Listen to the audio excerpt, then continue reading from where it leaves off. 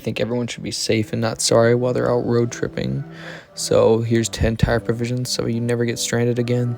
Nothing ruins a good day or a trip home like a flat tire, but you no longer have to fear with the knowledge and tools, and you'll get the skills hands-on.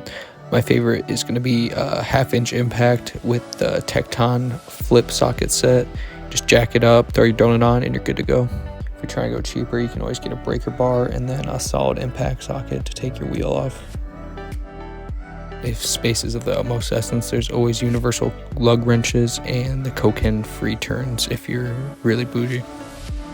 If you're able to see the object, nail, or screw, then try and use some needle nose or a screwdriver to remove it. Tire sealant is also an option if the hole is small enough and it's on the tread. Now that you've got a flat tire full of sealant, or you pulled out your decade-old donut that's flat, it's still gonna have the same problems, so it's not a bad idea to get an air inflator.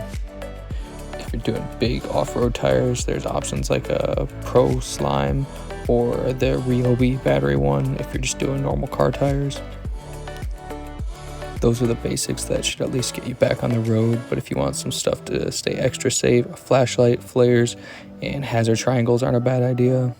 Also might be a good idea to carry the core tool with some extra cores just in case you get a leaky one and don't want that stopping your trip entirely. If you were planning to travel through some mountainous terrain, it might not be a bad idea to carry some extra traction aids, or if you live up north. If you're constantly getting flats, you might want to consider investing in run flat tires. They have reinforced sidewalls that allow you to drive up to 50 miles even with a puncture.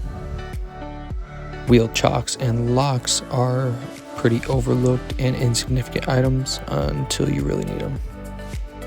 If you do the basics, like get your oil changed, top off the fluids, and make sure your tires are aligned, have good depth, and are up to spec, then you should be able to prevent most problems.